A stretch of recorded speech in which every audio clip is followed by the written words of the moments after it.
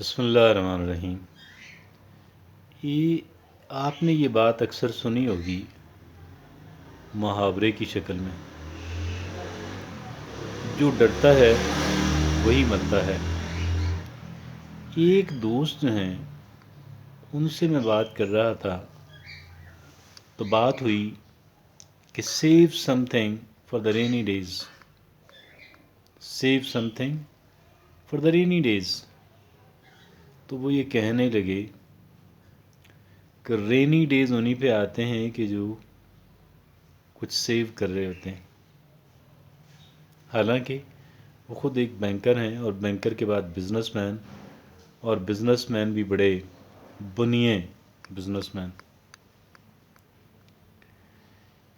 क्या ये बात आपके नज़दीक दुरुस्त है कि जो डरता है वही मरता है?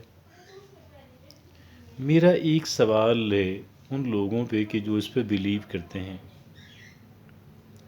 जो ये कहते हुए पाए जाते हैं।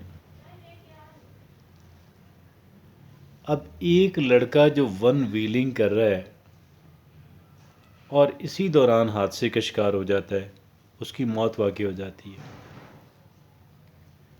क्या ये इस वजह से है कि वो बहुत डर रहा था? बहुत डर रहा होता तो करता क्यों इस तरह? एक ड्राइवर के जो अपना मोटरसाइकिल, कार, अपनी हैवी गाड़ी को बहुत तेज़ चला रहा है, हादसे का शिकार होता है, अपनी और कई दूसरे लोगों की जान ले लेता है, कई अमवात हो जाती हैं।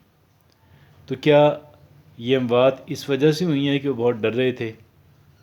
डर रहे होते तो मोहतात होते, और मोहतात होते तो हादसे का अमकान बहुत कम रह जाता है। ख़त्म तो नहीं होता, क्योंकि बहुत सारे लोग बहुत सारी एहतियातें करने के बावजूद भी हादसात से बच नहीं पाते। लेकिन इसका ये मतलब हरगिज़ हरगिज़ हरगिज़ भी नहीं है कि एहतियात करना जो है फजूल काम है। हरगिज़ भी ये मतलब नहीं है। अल्लाह रब्बुल इज़्ज़त ने मुझे और आपको हमें अकल दी है, हमें अकल दी है। और वैसे जिनको अल्लाह रब्बुल इज़्ज़त ने अकल नहीं दी वो हमसे ज़्यादा मोहतात हैं।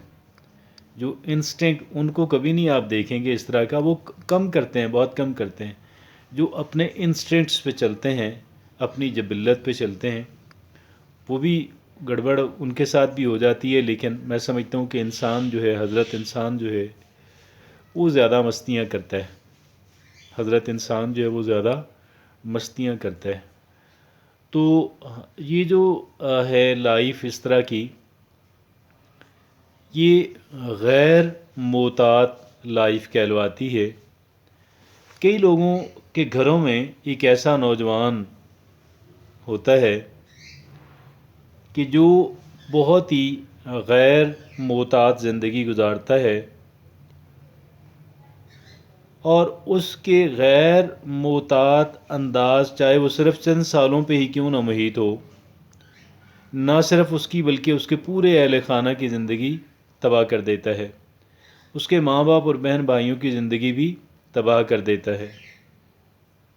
लिहाजा ये बात बिल्कुल बिल्कुल बिल्कुल अपने जहन से निकाल दीजिए कि जो डरता है वही मरता है। इसका मतलब ये है कि जो डरेगा नहीं वो मरेगा भी नहीं। जो नहीं डरता वो गैर मोहतात होता है, और जो गैर मोहतात होता है उसके साथ हादसात ज़्यादा होते हैं, और जिनके साथ ज़्यादा हादसात होते हैं उन्हीं की अमवात जो हैं, और उन्हीं के यहाँ जो डिज़ास्टर है, तबाही है, वो फाइनेंशियल भी हो सकती है, सोशल भी हो सकती है, किसी और एतबार से भी हो सकती है, और इन तमाम तर चीज़ों की कंबाइंड भी हो सकती है। वो तबाही उन्हीं के यहाँ आती है। लिहाजा हमेशा एक बात तय कर लें कि अगरचे हम 100% अपने आप को इम्यून नहीं कर पाते, बहुत सारे जो लोग हैं जो गैर मोहतात ज़िंदगी गुजारते हैं, जो डरते नहीं हैं, जो गैर मोहतात ज़िंदगी गुजारते हैं, वो ऐसे लोगों की मिसालें दे रहे होते हैं, ऐसे लोगों की मिसालें दे रहे होते हैं कि जो लोग बहुत सारी एहतियातें करने के बावजूद भी, जो लोग बहुत सारी एहतियातें करने के बावजूद भी अपने आप को बचा नहीं पाए, और उनके साथ हाथ हो गया, डिज़ास्टर हो गई, तबाही हो गई, उनकी जान चली गई। اب سوال یہ پیدا ہوتا ہے کہ پھر ہمیں کاؤنٹنگ کرنی پڑے گی، ہمیں کمپیریزن موازنہ کرنا پڑے گا، ہمیں ڈیٹا کلیکشن کرنی پڑے گی۔ یہ ڈیٹا کلیکشن کیا ہے؟ ان افراد کی تعداد دیکھ لیتے ہیں کہ جو افراد ڈرتے نہیں تھے، غیر محتاط تھے، بہت ہی رسکی لائف گزارتے تھے، اور اس کی وجہ سے ان کی اموات ہوئیں۔ اور پھر دوسری طرف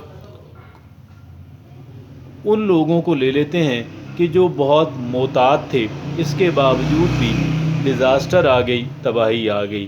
اب دیکھتے ہیں کہ دونوں کیسز کے اندر جو ہے، پہلی بات تو یہ ہے کہ جو لوگ بے احتیاطی کی وجہ سے گئے ان کی تعداد کتنی، اور جو ساری احتیاطوں کے باوجود بھی تباہی سے دوچار ہوئے ان کی تعداد کتنی۔ اور دوسرا یہ دیکھتے ہیں کہ جو غیر محتاط تھے وہ کتنی عمر میں ڈیزاسٹر کا شکار ہوئے، اور جو محتاط لوگ تھے وہ کتنی عمر میں آ کے ڈیزاسٹر کا شکار ہوئے۔ یہ دو چیزوں کا ہمیں ڈیٹا مل جائے تو پھر میں یہ سمجھتا ہوں کہ بہتر کمپیریزن ہو سکے گا، اور بہتر کمپیریزن جو ہے، بہتر موازنہ جو ہے، وہ اس بات کو کلیئر کر دے گا۔ اور میں اس بات پہ اسٹرانگلی بیلیو کرتا ہوں کہ جو احتیاطیں کرنے والا جو انسان ہے، یقیناً وہ وکٹوریس ٹھہرتا ہے، یا کم سے کم وہ دیگر لوگوں کی نسبت بہتر کارکردگی کا، بہتر پرفارمنس کا مظاہرہ کرتا ہے۔ ایک اور انداز میں لے لیتے ہیں، دو سٹوڈنٹس ہیں۔ اب ایک سٹوڈنٹ جو ہے وہ تیاری نہیں کرتا ہے، اور وہ یہ سمجھتا ہے کہ لک کے اوپر میرا پاس ہونا، فیل ہونا لک کے اوپر میسر ہے۔ میں میچ کھیل رہا ہوں، کرکٹ کھیل رہا ہوں، اور کرکٹ تو بائی چانس ہوتی ہے، تو لہٰذا مجھے کوئی پریکٹس کرنے کی ضرورت نہیں ہے۔ اب ایک اپروچ یہ ہے، دوسری اپروچ یہ ہے کہ میں اسٹوڈنٹ ہوں، میرا ایگزام قریب ہے، اور میرا ایگزام جو ہے مجھے روز کا کام روز کرنا ہے، مجھے روزانہ کی سٹڈیز روزانہ کرنی ہے، مجھے کام کو اکٹھا نہیں ہونے دینا، مجھے لک کے اوپر، قسمت کے اوپر معاملات کو نہیں چھوڑنا۔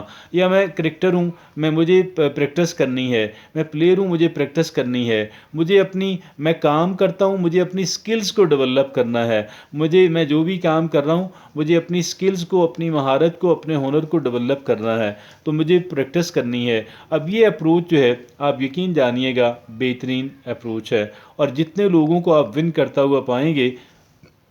میں ایک اسٹوڈنٹ سے ملا کہ جس نے بورڈ کے اندر فرسٹ پوزیشن حاصل کی، اور اس سے انٹرمیڈیٹ کے بورڈ سے، اور بہت لائق ڈاکٹر بنا۔ میں نے اس سے پوچھا، میں نے کہا جی میں نے تو آپ کا کیا میتھڈولوجی رہی؟ اس نے کہا جی میں روز کا کام روز کرتا تھا، اور میں پہلے کام کر لیتا تھا، اور اس کے بعد میں جا کے وقت ملتا تو میں کھیل کے آ جاتا، لیکن کام سب سے پہلے، اور روز کا کام روز کرتا تھا۔ میں یہ سمجھتا ہوں کہ یہ جو اپروچ ہے کہ جو ڈرتا ہے وہی مرتا ہے، یہ بالکل غلط اور احمقانہ ہے، اور اس سے ہمیں نجات حاصل کرنی ہے۔ اس اپروچ سے ہمیں، اور اس رویے سے، اور اس طرز عمل سے، اور اس طرز فکر سے ہمیں نجات حاصل کرنی ہے۔